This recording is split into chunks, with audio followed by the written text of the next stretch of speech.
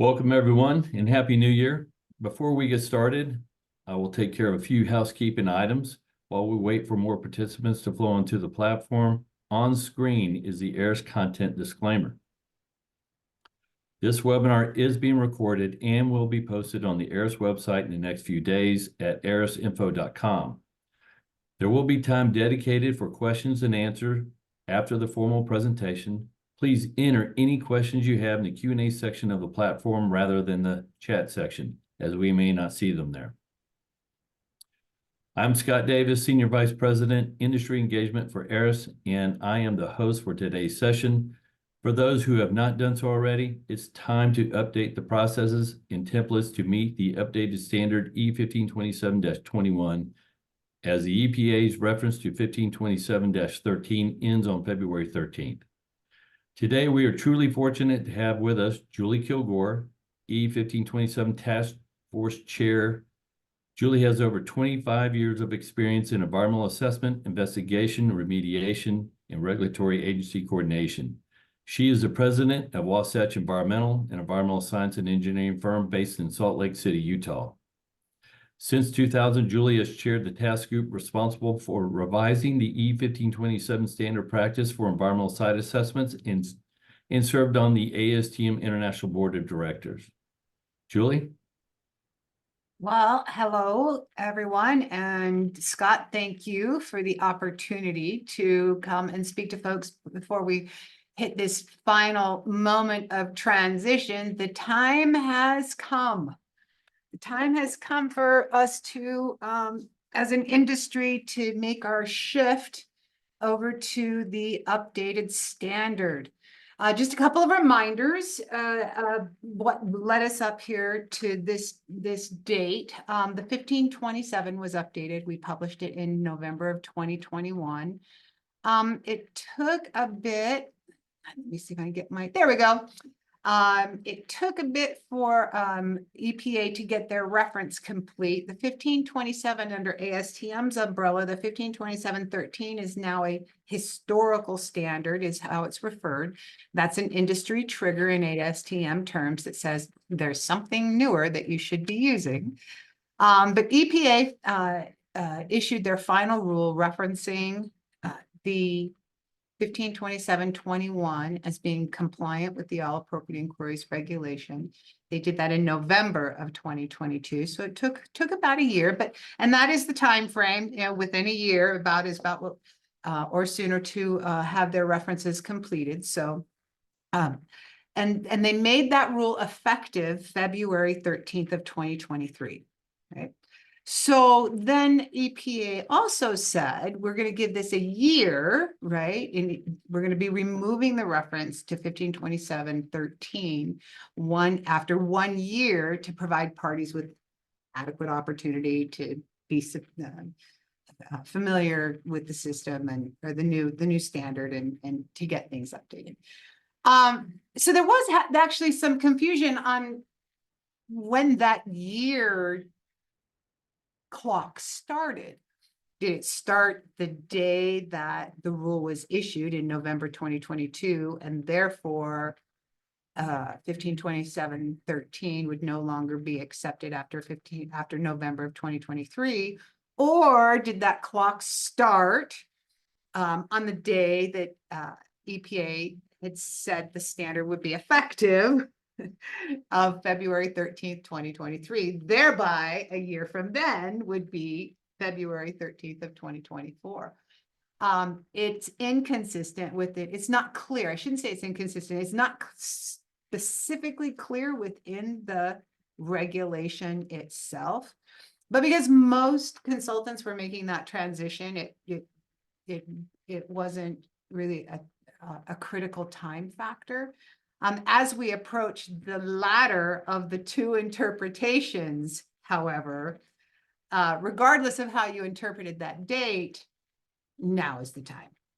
Now is the time. So we're making the switch, and industry feedback that I've received, and this is within my own world of doing presentations, my ASTM task group. We had committee week. We got some feedback during committee week.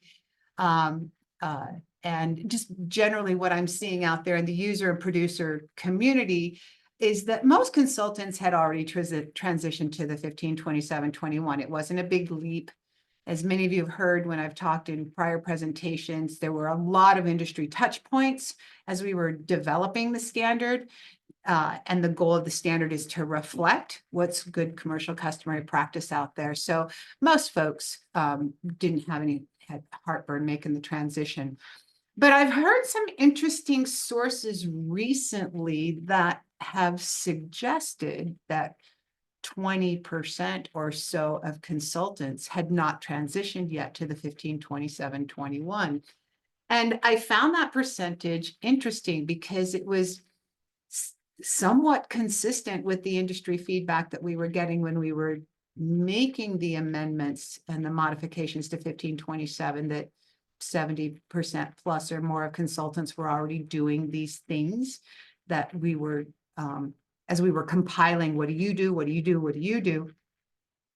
And if today we still have 20+% consultants that are hanging on to doing it the old way in 1527-21, I find that number very interesting. And I'd like to chat a little bit about why that might be. Or maybe you can put a comment if we have consultants who are on the webinar today that have been delaying making the transition to 1527-23. It'd be interesting to understand why. And we'll talk, I want to emphasize the revision drivers. We have a federal mandate in the Phase I world. In the all appropriate inquiry service providers, we have a federal obligation. Under CERCLA, buyers of commercial property, right, potential defendants, are required to have all appropriate inquiries conducted consistent with good commercial and customary practice. And what is that? Consistent with good commercial and customary practice. Just the foundation in the 1980s that led to the task group that was ultimately formed in ASTM to figure out what that is. And that's what the 1527 represents. ASTM uses this consensus-based process among users and producers and general interest to develop a consistent process that is expected to result in a consistent deliverable. And you've seen this in my slides before, but I'm emphasizing these again. As a task group, these inconsistencies in process and quality signal areas for us where improvements can be made. And I will emphasize that we also review recent litigation and claims so we can get some insight on where some of those misses are happening. So going back to that, perhaps 20% or so of all appropriate inquiry providers, service providers, still using a process that we demonstrated in 2021 is below that bar of consistent with good commercial and customary practice. You're not meeting that bar, that can be problematic. Talk about a few of the changes and maybe consider that in the context of, you know, what's the holdup, what's the challenge. We did a little cleanup with the recognized environmental condition versus the historical REC versus the controlled REC, again, just because there's been some inconsistencies in the interpretations and how these have applied. But the basics the fundamentals are very clear, and we want to be very clear on the fundamentals, right? The presence or likely presence of a release to the environment, current or past, that's your REC. Then these releases get addressed, and our historical recognized environmental conditions are those releases that have been addressed to unrestricted use criteria, right? You can do anything you want. What was there is gone, and the release was once there, and now it's gone. That's your historical REC. Gone enough, but we always have to keep in mind that the current regulatory framework, because those things change. And then the controlled REC, you know, those past releases affecting your property that have been addressed to some kind of risk-based criteria. Now, I've seen a lot of dialogue out there recently about this controlled rec versus de minimis.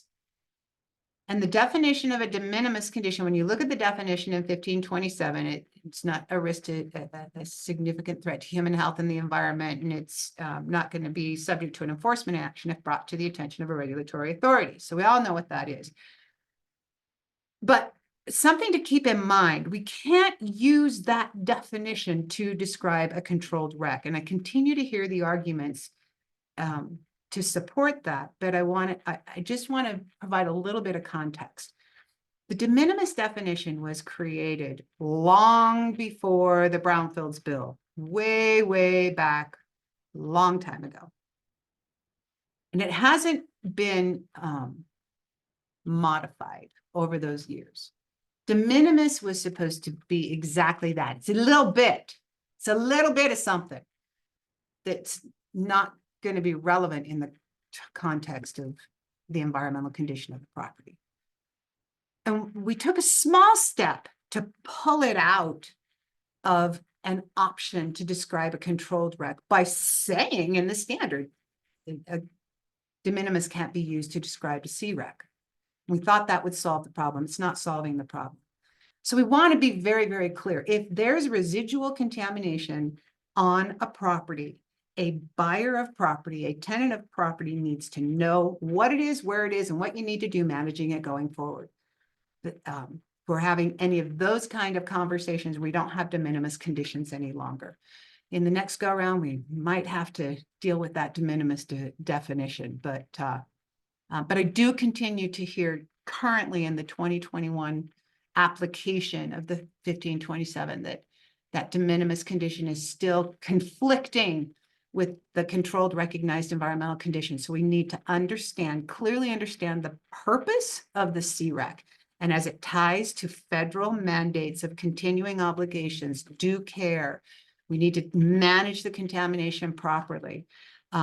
That's those conditions, those risk-based closures or risk addressing releases to risk-based standards, they've got to go into that CREC box. Yeah, so I mentioned all this already. We do have our new definition of a property use limitation, which when we're thinking about controlled recs, there are a lot of ways to get to that risk-based endpoint. And so again, we had heard challenges, well, we don't have a deed restriction, therefore it's not a controlled rec because there's not a recorded restriction that controls the contamination. But what the intention had always been, and again emphasized with the property use limitation definition, is if you've got a limitation or restriction on current or future uses of the property that are in connection with that release, that's a property use limitation. That is a limitation. That is a type of control. So if it's a no further action letter and your data shows that you meet a commercial standard or some other language I've seen in some no further action letters, the remaining contamination is at depths and concentrations that wouldn't be an impact to human health or the environment. You know, and in the olden days, that would fit into that de minimis bucket. But if it's there and you have to manage it going forward, if you were to dig into it or encounter or whatever, want to put a daycare, you know, all the different things that can happen. It's got to go into that controlled rec, into the controlled rec box. I think my sense is that where one of the biggest challenges come into making the transition into the 2021 is the new guidelines and the new requirements for the historical research. We've always had to go back to 1940 or first developed use. The intervals haven't changed in at least 5-year intervals, and it can go longer if there hasn't been a change. Standard historical sources for the most part are the same. We did add interviews, move chain of title over to optional, but I don't think that's what's causing the challenge. We knew we needed to be better at identifying historical uses of the property. They've changed in size and configuration. Some of the addresses have changed, and quality of the historical research was problematic. We needed to better identify use, and we've always had to identify historical uses of the property. Telling me I have a building on the property is not a use, right? It's a feature, but it's not a use of the property. So there was a lot of that emphasis. We need to be better about identifying uses, particularly retail. And there's a note that was added, right? Because we might have had tenant activities such as dry cleaning and other activities of concern, right? So we're trying to emphasize in the standard, I need to know more than that there's just a building there. And I saw one just the other day where the Phase I had identified on an out parcel of a shopping center that there was a building. And the city directories were not reviewed, and it was a dry cleaner, right? So again, the emphasis, and you've seen my slide on this before, dry cleaners at this time, or at least a couple of years ago, were the #1 source of new Superfund sites in the country. And why are we doing Phase Is? Right? For circular liability protections. Information coming from the state dry cleaning funds. Over 88% or more of these dry cleaners have had releases. And consultants will tell you that if it's the older one, and those are newer ones, regulated ones, the older ones, the percentages are often much higher. SBA's tightened their restrictions or their requirements on dry cleaners. What I found interesting too is that there's still a lot of it out there, right? One of the dry cleaner funds, the most prominent cleaning agent still used was PERC, and that a lot of the dry cleaner operators had not upgraded to newer machines. So this challenge is going to be with us for quite some time. I'd mentioned that we do have litigation cases and where are the misses happening and how, and missing dry cleaners in shopping centers has been a really big miss. So we need to be better at this. So the revised historical research, as you know, we have the big four. Most consultants, when they're doing their Phase Is, where they're looking for aerials, topos, fire insurance maps, and city directories if they're available and likely to be useful. And that's what we reflected in the standard, right? And you don't have to. If you don't, you say why. I might not be the lowest bid is probably not the best explanation to put in your report, but we don't dictate how you explain why you don't do something. The additional standard resources shall be reviewed if we still have not figured out what those historical uses are, right? We can continue to use these other historical sources. And then the same thing on adjoining properties. And again, this was reaching out to the industry. What do you do? What do you do? What do you do? What do you do? And we learned that most consultants, if they're researching those sources for the subject property, they're also looking at them for the adjoining property. So it's the same thing. And if not reviewed, same thing, you say why. That's what most folks were doing. So where really I suppose where I hear the biggest pushback from those who don't want to incur the additional cost of research are the city directories. But I want to emphasize, because I'm hearing through sources that consultants who order these city directories through, there's a handful of consultants ordering their city directories through the data providers, and they're only wanting their property. They don't want anything else around it. They're only their little property. So I would just want to emphasize that in the 1527-13, there is no requirement specifically applied to adjoining properties, is subject property and then surrounding area. If you look at 1527-13, the one that still is being used apparently 20% of the time in the surrounding area, it says that things to consider when you're looking at what resources to look at for your historical research, the time and cost involved in reviewing surrounding uses. For example, reviewing local street directories for more than a few streets that surround the site is typically too time consuming. For more than a few streets. And if you're thinking, you're at least looking next door, right? So even in the 1527-13, the consultant is And we're anticipating that the consultant is looking at city directories beyond just the subject property. Just want to emphasize that. If you're ordering city directories and you're only looking at your property, you're not complying even with the 1527-13. All right, so what's the other thing? What's the other holdback? What's the other hesitation? The AUL search in land title records. Now I'm emphasizing AUL search. These first three boxes are standard. That's what's always been in there. A user can rely on their title report documentation.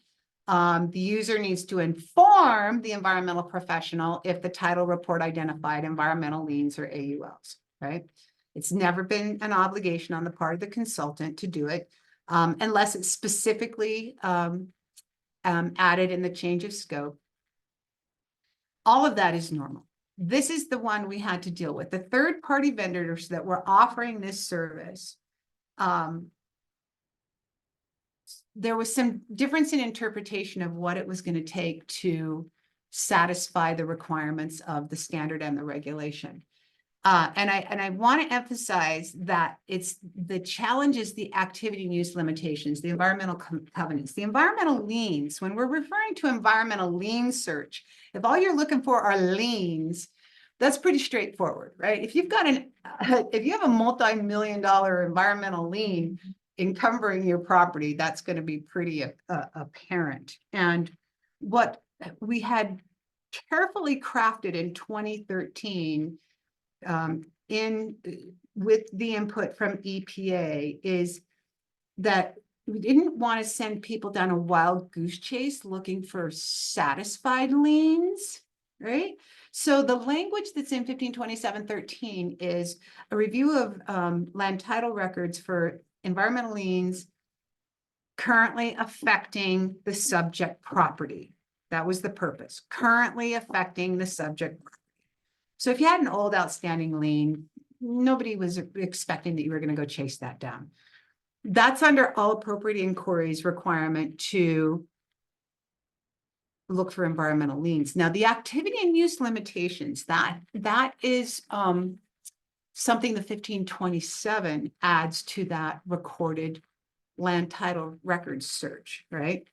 Because the environmental covenants are really important, those deed restrictions that tell you what you can or cannot do on that property with this residual contamination. So in 1527, it's an environmental lien and AUL search, right? It's the AULs that are the challenge, and it's the AULs, the activity and use limitations, that led to this new language in 1527, because these deed restrictions that were recorded 1 or 2 property owners ago were not getting picked up if you're only looking at current owner information, because it was filed sometime before the current owner bought the property.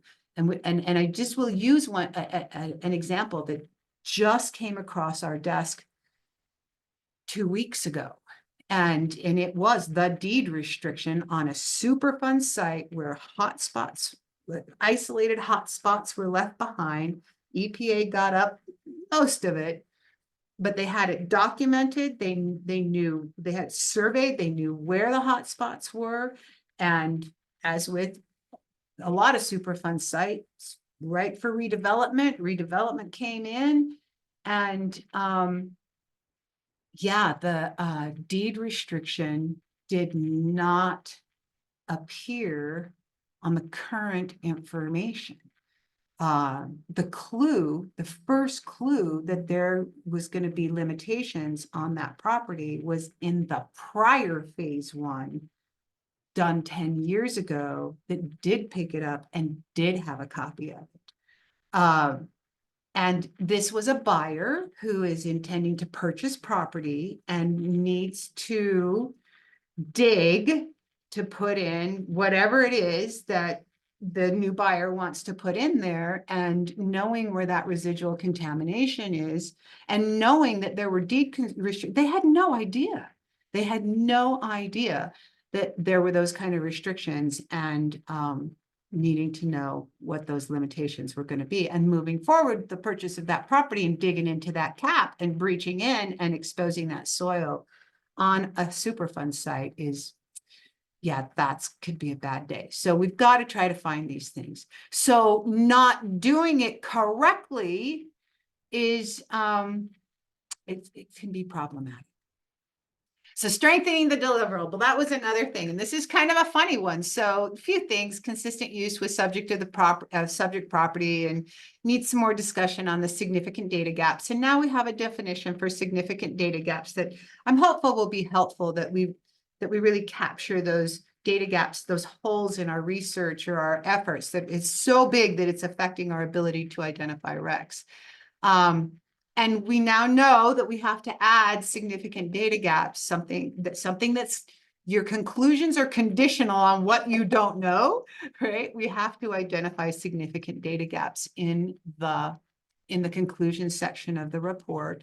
But what's interesting, some of the holdouts on transitioning into 1527-21 is the new requirement to add photos and site maps. I find that funny, but because I didn't think we had to tell technical writers that you need to have pictures and maps. But in that, there's that percentage of consultants shaving off dollars here and there, I suppose. I don't know what the motivator is, but they don't want to put in site maps and photos until they absolutely have to, I suppose.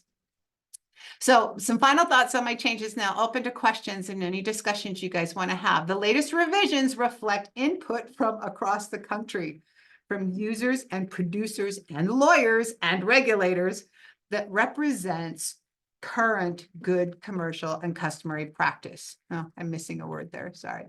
Many of the changes were requested. Some of the presentation changes requested they came from user groups that wanted, again, seeking better consistency in the phase one process and deliverables. They're the ones, the potential defendants, or those who are ordering these. They need to see better consistency in those deliverables. The environmental professionals that were providing those quality reports, they've seen little substantive change in their process. Those that are struggling with the transition, I would suggest read the standard, make sure what's being done now actually meets the standard. As I pointed out, for example, in the city directories, for more than a few streets, we've always been thinking we're looking next door. So using the 1527-13 as an excuse to look at only city directories, only on your subject property, is not sufficient. And consider taking, an ASTM class that's offered by ASTM, and just get up to speed and share some of your questions. I'm one of several instructors that do these, and there's a lot of dialogue and interaction. And again, some of what do you do and how do you apply it, and how do you, any questions that you have, or some brainstorming, it's a great place to do it. But then I do have final thoughts. So as I wrap this up, I thought, wait a minute, I do have final thoughts. I'm actually I have this new set of slides, the $1 million misses, right? What are the most common misses resulting in big dollar losses and lawsuits? And these are some recent things that we're seeing. And what I'm seeing, the primary misses that are leading to real losses are inadequate historical research, lack of agency file reviews, and cursory site visits. Those are the three things that we're seeing in the case studies, that we're seeing in the lawsuits and complaints and back end phase two work that wasn't done on the front end. And that's generally what they're looking at. And some of them are egregious, just egregious oversights or lack of any environmental professional thinking going on today. So just be aware of that as we're making our transition. With that, I would just open up for, those are the highlights that I have. If there's somebody that has any questions that we'd want to talk about. Scott, what you got? Well, we got a lot of questions. A lot of them are relating to land title records, so be prepared for that. But let's go ahead and, I guess, start here. So Can you clarify the 180 days, Sure. that part of it? Because a couple questions related to that when that starts. Sure. So on the shelf life, there's certain components as a buyer of property is approaching closing, or in the case of a tenant, right? Entering a lease, certain components have to have been conducted within 180 days prior to that intended transaction. Each one of those components have their own shelf life. So I have found it helpful when I'm reviewing reports, if I see some place where you can tell me each of those things have occurred. So if it's as they're approaching closing, if the database report or the regulatory records, it doesn't say the database report, it says regulatory review. And so maybe you have a database report and you've done some regulatory review subsequent to that, whatever you call that as your time frame, right? Yeah, that date is that current. Maybe only the site visit, maybe only the site visit needs to be updated. Maybe that's the only thing that's going to be out 180 days at the time of closing. So each one of those components has their own shelf life. Now, one thing that someone shared with me the other day is that consultants have in their report may not be documenting the date of the title search. Now, if you were, the standard doesn't require the title search be provided to the environmental consultant, so the consultant might not even know what that shelf life is, but that's a user responsibility. If you have a client that wants you to confirm in your little table of when these things were done, when that environmental lien search was conducted, because that's one of the mandates under AAI, then yeah, I have to ask and find out when that title search was done, because it's part of the shelf life. So there is no overall, your AAI expires on this day. That just doesn't exist. What it is these are the components that need to have been conducted within 180 days prior to the day that you take ownership of that property. Okay. All right, section 6.1 says the EP should consider the significance of the absence of the user not communicating the information requested at 6.1 through 6.6. Why doesn't that include section 6.7? So that also is the same in 1527-13. Oh, well, now you're going to test me and you're going to say what exactly is in section 6.7. Let's go take a look at that and see what it is we're asking about. Why does not include degree of obviousness? The user must consider the degree of obviousness.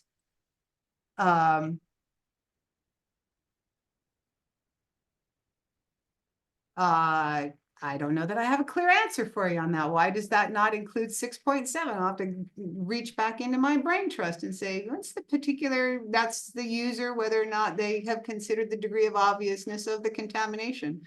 I don't know why it doesn't include that particular piece. Well, we can get back to that answer. Yeah, hold that question. I will toss that question out to my my section 6 focus group leader. Will do. Okay, next question. Many consultants make up hypothetical scenarios about imagined offsite and on-site conditions potentially affecting the subject property to justify a REC. Is it legitimate to call a hypothetical made-up situation as a REC? Oh, yeah, that's a really, really difficult question.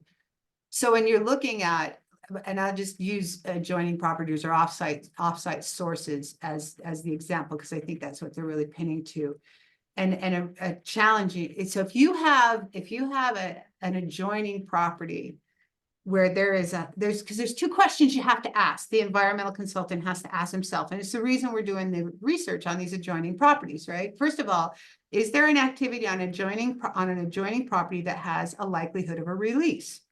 Right, that's the first question.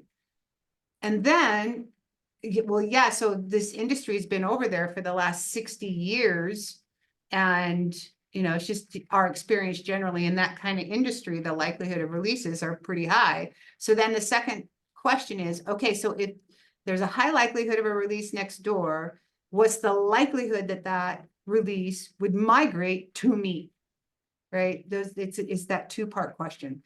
And it's difficult, but yes, that is exactly the reason that we're looking at those adjoining properties and the likelihood that they might be impacting the subject property. So the answer is yes. They're not really hypothetical and made up. They really should just be, what's the likelihood that there's been a release from the type of activity going on next door? And if there were a release next door, what's the likelihood that it would come my way? Those are the questions that a consultant should be asking. Okay. With respect to unrestricted use standards, how does that apply to states that do not have unrestricted use classifications?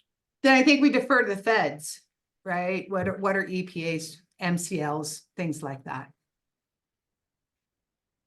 If ASTM is aware about the high likelihood that a type of property use, example, dry cleaners, is commonly a REC, then why didn't ASTM address that by specifying that dry cleaners are RECs by default unless the condition indicates otherwise? Right, good question, good question. We got as close to it as you could, identifying the risk, but I want to emphasize things are not RECs. A dry cleaner is not a REC, a gas station is not a REC, a drum is not a REC. The REC is the presence or likely presence of a release to the environment affecting the subject property. So there's that whole thought process that you have to go through to decide what's the likelihood you've had a release, right? And what's the likelihood I've had that release affecting the subject property. So we did try to emphasize the high likelihood of dry cleaners with that section that I showed you in the slide. When we're talking about use and identifying specific uses, if your property was retail, for example, you might have had tenants of with activities of environmental concern or whatever the language was, such as dry cleaners or whatever we put in it. But that's exactly what we were trying to do, is to highlight that these are a real concern. That's not static, though. My anticipation is by the time we come around to this thing again, that maybe dry cleaners will find a solution and things won't be quite the mess that they are right now and the challenge that they are right now. But it's a good question. But I do want to make sure that we keep our reports and our EP thought process not identifying things as REC, but we're focusing on, we had a use where industry input tells us there's a high likelihood of release and it's right next door and there's a high likelihood of it migrating to our property, right? So we need to think about the REC in the context of the release of to the environment affecting my property. Does AAI and 1527 apply to everybody? Example, are states and federal buyers excluded from liability protection, or should they always be completing a phase one on any acquisition? So CRECs, the question is, what does CRECs liability apply to, right? Yeah. So CRECs liability, yeah, and the 1527 applies to any commercial property transaction, right? Any commercial property transaction. But now there are some federal, but I do work for federal agencies and states, and they do all appropriate inquiries as well, so that they don't wind up as RPs for Superfund sites, right? So you're asking more of a legal question that I need to be careful about answering, but any party acquiring property that wants a CRECs liability protection needs to do their AAI. And I can think of very specific examples where state and federal entities, agencies, municipalities, whatever, are doing their all appropriate inquiries before they acquire property. My next question, if the environmental lien and AUL search is not added to the EP scope and is not provided by the user, does the ESA still meet the requirements for AAI? So your oh, sorry, finish the question. Finish the question. Do we just need to state that it wasn't provided and the ESA may not meet the standard for AI and in our conclusions, will the owner be able to obtain liability protection from an ESA without that? Yeah, so that's a loaded question. Lots of questions in one question. So the consultant, and the standard helps direct you to that. The user responsibilities in section 3.2, the environmental professional shall note in the report whether or not the user has reported to the environmental professional information pursuant to section 6. That's the environmental professional's obligation. So your environmental site assessment can be complete. You can say, and it says to say, whether they provided that information. And then there's another in there that says you consider the lack of that information in the context of a data gap. So you have to talk about that as a data gap. But it doesn't necessarily mean it's a significant data gap, right? Because you've got this other information. Has there ever been a release on your site? Is there any reason to suspect there might be contamination, right? I mean, there's these other things that the environmental professional can say, okay, you haven't told me, you haven't given me this information. That's a data gap. And then you opine, given this other information that I have, it's my opinion it is or is not a significant data gap affecting my ability to identify recognized environmental conditions. So your ESA is complete. And even all appropriate inquiries allows for there to be, even if it is a significant data gap on the part of the defendant, EPA allows for significant data gaps and documenting how we try to address the data gaps. So the answer to your question is you can have data gaps, you can even have significant data gaps, and your AAI can be complete. Now, when you talk about the user and the potential defendant, I mean, if they didn't get a title report or they didn't review their title report, that's outside, again, that's outside your scope as the environmental professional, and whether or not they have their liability protection because they didn't do certain things that they should have done that are required, then yeah, there could be some challenges for them. But the EP is done, you've done your part. And I'll go back to that one that I just did. If this buyer had dug into that, and we had done a phase 1, or you or anybody had done a phase 1 and did not find this deed restriction, and she violates the restriction, yeah, that's going to be problematic. So in like that last situation you just talked about, then if the client or the user did not provide that information and it's not part of your scope, then how would you find out? Like, for example, in that example you provided where it was a Superfund site discovered during a formal phase 1. If that information is not provided, how would you find that out? And how would that apply? It should be in the title report. That environmental covenant should be in, which is why all environmental professionals should have a section in their report in those user requirements. Even if they didn't give you the title report, there's something in there that, and go to section 6. That's why that language is there. This information is found through the course of typical title documents. The language is in there for you to use to give that protection. Okay.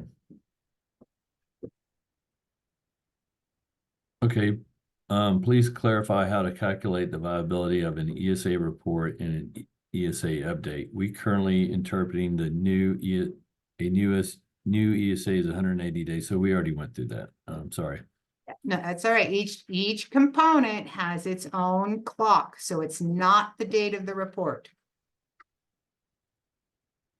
Okay, regarding the historical research of adjacent property, is there a specific radius requirement? No, we talked about it, but my goodness, what would that be? Like the difference between a little an office building in a suburban setting or an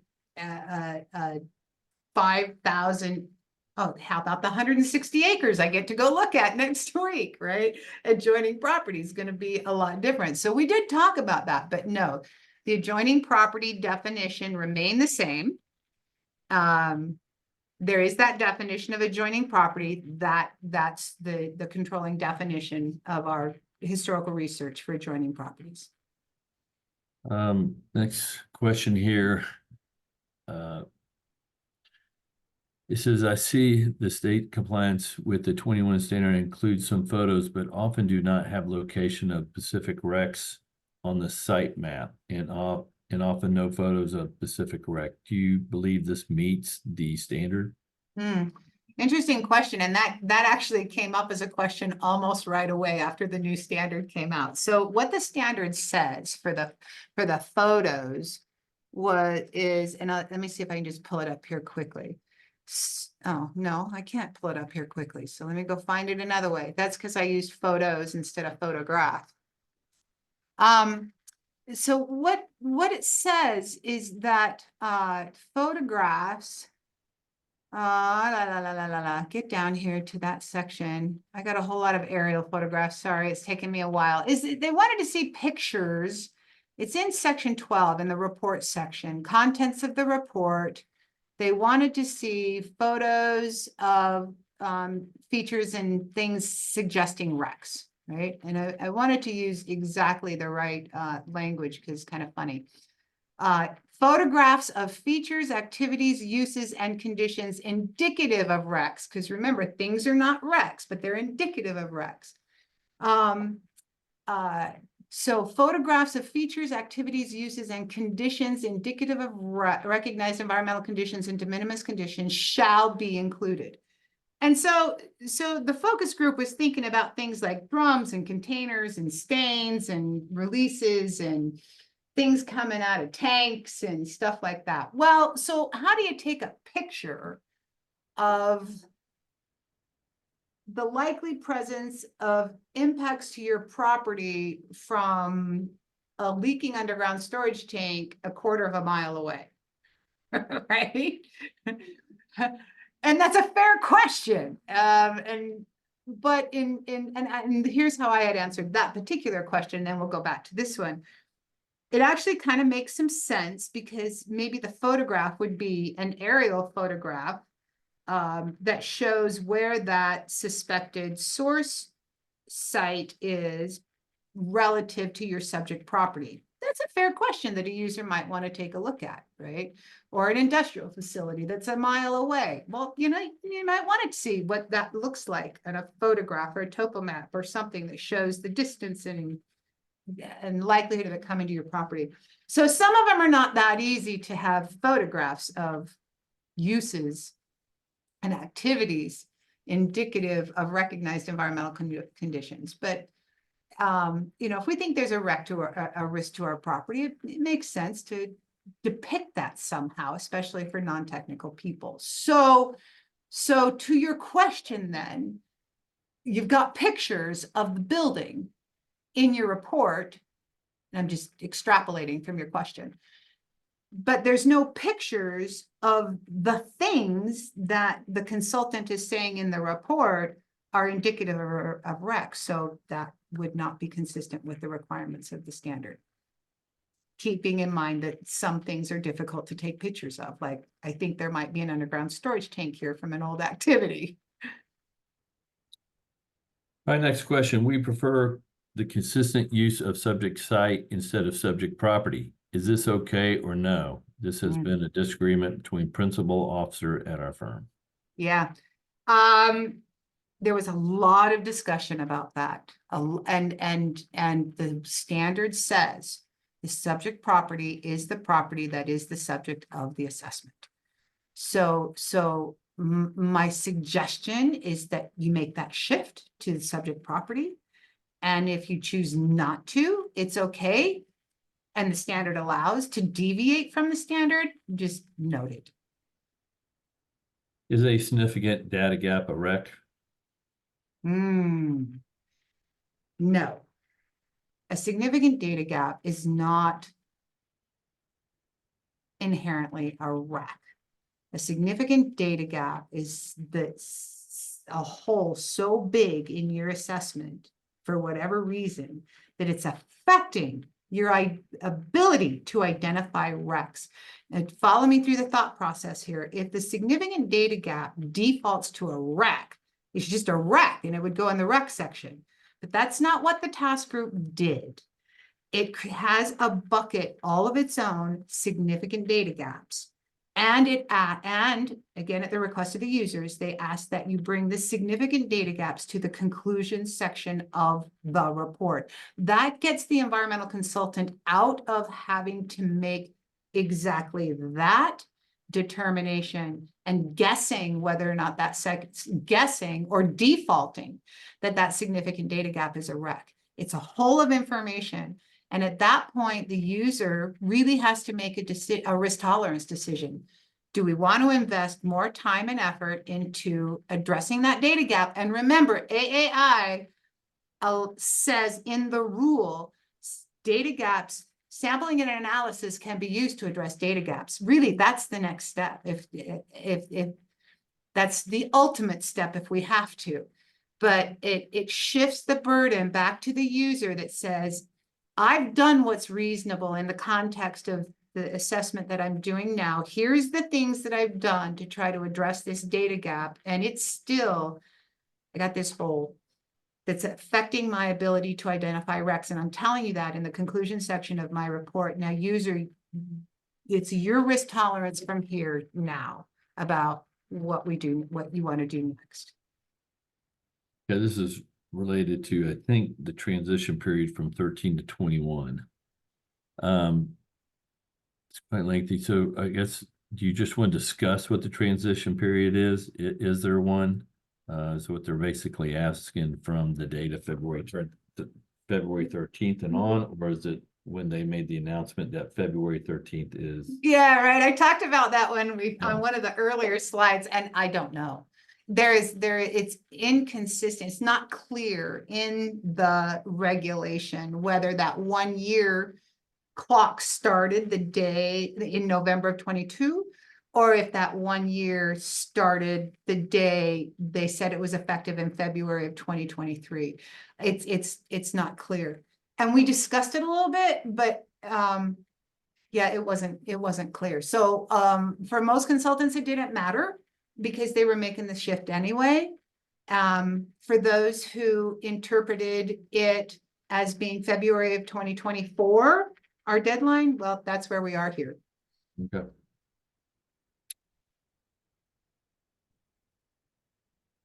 So, okay, next question. Do the maps provided in a regulatory report suffice? They typically come with topographic maps, site maps, etc. And that's up to the consultant. Yeah, the standard doesn't dictate.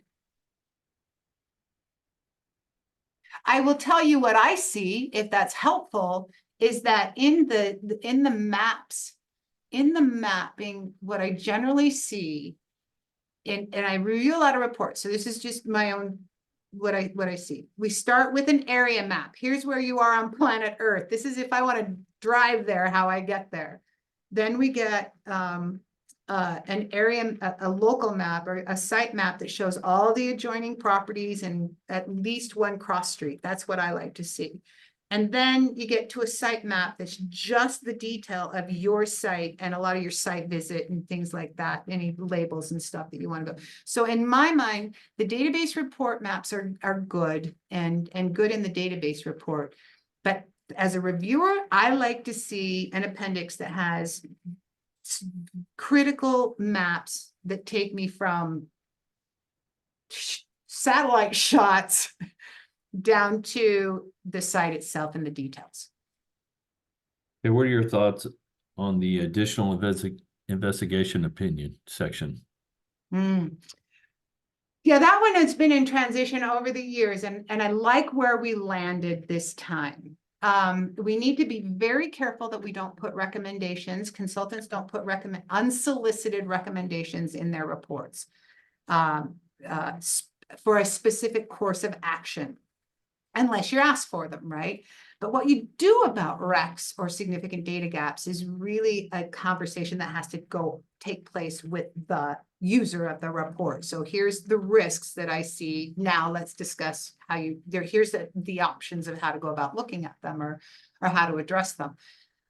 What that opinion regarding additional appropriate investigation,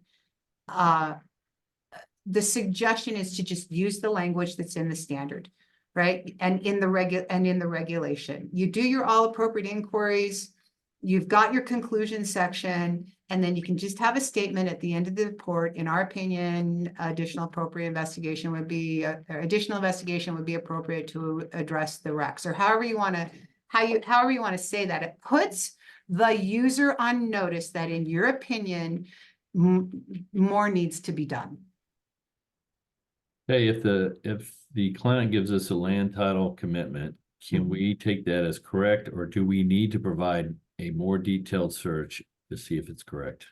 Very good question. And the standard addressed that in saying that we can rely on land title record. That's what we do. That's what they do. That's their professional expertise. And the standard allows the user to rely on those title reports. And so if the users relay those title reports to you, then that's their profession. That's what those people do. Okay, what is the status of E2247? Oh, is it out now? If it's not out, it's out soon. Somebody asked me that we had a conversation about that just yesterday. And if it's not out, it's out very, very soon. Okay. Another question related to AULs. I'm reviewing the AUL on the subject property. What is your opinion on non-environmental related AULs? For example, if the site has a deed restriction stating that a certain type of business cannot be constructed on the subject property. If it's not related to a release, it's not our issue. But if it can't have residents because there's contamination, it's our issue. All right, there has been some confusion as to whether an adjoining property can be considered an HREC or a CREC. Can you provide some additional insight on this? Yep. RECs, HRECs, and CRECs are specific to impacts to your property. So you can have, so the adjoining property is a source, right? It's a source of the contamination. The REC, HREC, and CREC determination that the environmental professional is making is specific to the impacts to your property originating from that adjoining site. So the adjoining site is not an HREC, the adjoining site is not a REC, the adjoining site is not a CREC. The adjoining property is the source of the impacts that have made it to your property, and it is the status of the environmental impacts on your site that are the REC, HREC, or CREC. Snow cover or densely wooded part of industrial property constitute a significant data gap. Yeah, look out my window right now. I am pondering that very same thing on a 160-acre site I need to go look at. Could be, maybe, maybe not, depends on, it will definitely be a data gap for sure. And we're going to have to identify it as a limiting condition in our site visit section. Now, whether or not it's a significant data gap, well, it's going to depend on the other information that you've gathered that indicate, remember, a data gap is only a significant data gap if there's other information that suggests that there could be a concern associated with that. So if I go out and look at a stubble of corn stalks, I'm not so concerned. If I've got the farm barn and equipment storage and their repair shop of the farm, I got bigger concerns about the data gap. Could you comment on the methods of file review for historical research, particularly for tax assessment and building inspection records? Many times only online records are reviewed, but the hard files is not actually reviewed. Yeah, every place is going to be different, right? I have one county where we have a great archival system, and you can get all the way back to original patent on a lot of parcels. But once you get out of that particular county, the only thing you're going to get are the current records, because when the new property tax files come in, tax card comes, the old one goes in the trash. So yeah, it's going to be different from jurisdiction to jurisdiction. But the other part of that question that I heard was, I went online and I got the information that was online. Okay, well, that gives you current information. I can do that here at the county. But to use tax records, tax assessor records as a historical source, you gotta go find them. And if they don't have them online, you gotta know where they are. And most places will tell you where their archive is if they have one. And yep, you might have to go down and take a look at them personally. Can you discuss business environmental risk? There are several instances where the presence of ongoing oil and gas activities or water wells were identified on the subject property. Do you make recommendations regarding these, or does it depend on the scope? Yes, and yes, and yes. So there's a lot of, so remember, we're not putting recommendations in our phase ones unless it's specifically asked for oil and for the old oil and gas, there's still that potential. There's still that potential for RECs. So it depends on what you're seeing and what activity you think has been going on there, whether you might have RECs or releases. If you just have the presence of an exploration well, and there's never been any there's never been any production or any extraction, and you just have a well, yeah, that may just be a BER, and what you do with BERs is between you and your client. Okay. We'll be a lot more questions. We'll end with this one just to clarify. When is the cutoff date for 1527-13 will no longer be in compliance? Depends on your interpretation of the regulations. So some have interpreted it as November of 2023, the day the regulation was issued. Others have interpreted it to be a year from when EPA said the rule would be effective, which was February, and that will be next month. So it depends on your interpretation. So if you interpreted it as being the day the regulation was issued, then that time has passed. If you interpret it as being the effective date that EPA recognized 1527-21, then you got a couple more weeks. Okay, well, there's a lot more questions. Are you good trying to answer some of these later? Oh, we've done that. Yeah, we've done that Yeah, before okay. when we've had some extra questions. Just compile them, and if we've already answered them, you can take those out. And people can always, reach out to me directly. I know there's a lot of questions as we Well, do transition. you want to this. provide how they can reach out to you? I think it was in the slides, wasn't it? My Okay, contact information is in Yeah. there. And Well, yeah, they can find you on your website. yeah, I'm not hard to find. That's right. Well, good. But the whole, remember, our objective is for more consistency, consistent process for consistent deliverables. So we can all be looking at things in a more consistent manner. It's for your clients. Yeah. Have care for your clients. Well, unfortunately, that's all the time we have for today's presentation. We will, as Julie said, we will submit those questions to her and she'll answer them. We'll get those out to you. So to read more about ASTM 1527 updates, including our latest blogs on environmental due diligence in general, please visit ERIS Info Hub at erisinfo.com, which contains curated articles, podcasts, and past webinars. Please note this webinar has been recorded and will be posted on the ERIS website in the next few days. You can register for our next webinar scheduled for Wednesday, February 21st at 12 p.m. Central Standard Time, titled What You Need to Know About ASTM's New EP Certification Program. So with Paul Zovic and Tim Haley, that's coming next month. The link for the webinar is in the chat. And it can also be found on our website homepage at erisinfo.com. So on behalf of ERIS and our audience, I'd like to give a big thank you to Julie for sharing her wealth of knowledge and experience with us today, and to our audience. We want to thank you for paying attention during this past hour.